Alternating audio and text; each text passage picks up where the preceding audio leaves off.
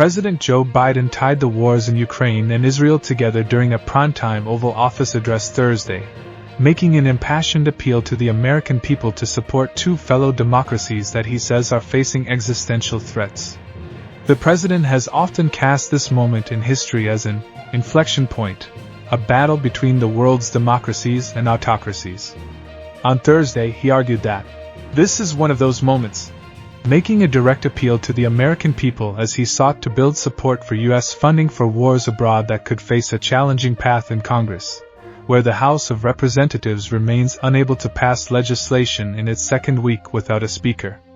Hamas and Putin represent different threats, but they share this in common: they both want to completely annihilate a neighboring democracy, completely annihilate it. Biden said, "We can't let petty partisan, angry politics get in the way of our responsibilities as a great nation.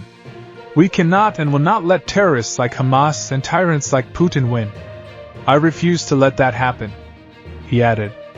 He laid out the stakes for the American people, calling the wars a national security imperative and a critical moment for the future of American leadership and democracies worldwide. American leadership is what holds the world together. American alliances are what keep us in America safe.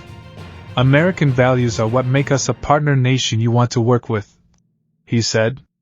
To put all that at risk, we walk away from Ukraine, we turn our backs on Israel, it's just not worth it. The president said support for both wars is vital for America's national security. And he warned more broadly that the United States' adversaries and competitors are watching. If we walk away and let Putin erase Ukraine's independence, would-be aggressors around the world would be emboldened to try the same. The risk of conflict and chaos could spread in other parts of the world, in the Indo-Pacific, in the Middle East, especially in the Middle East, Biden said.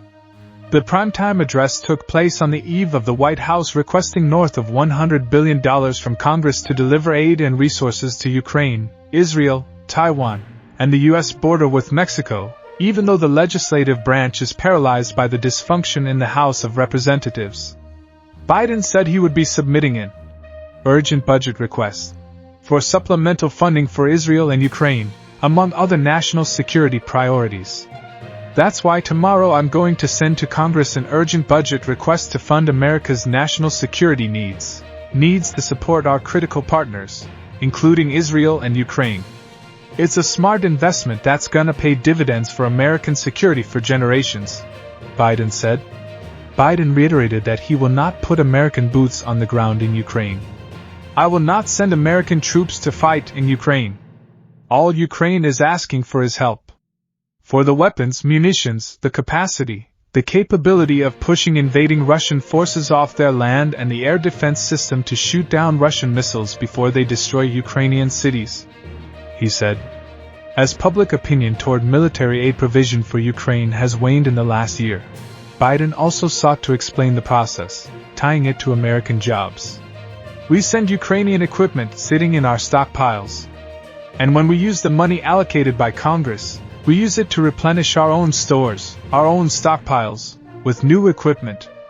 Equipment that defends America and is made in America, he said, pointing to Patriot missiles for air defense batteries that are made in Arizona and artillery shells that are manufactured in 12 states across the country, including Pennsylvania, Ohio, and Texas. Just as in World War II, today, patriotic American workers are building the arsenal of democracy and serving the cause of freedom, he said. Public opinion regarding U.S. assistance has been mixed. In a recent CNN poll, nearly all respondents were sympathetic with the Israeli people in the wake of surprise attacks launched by Hamas. But there was no clear consensus on the right level of U.S. involvement.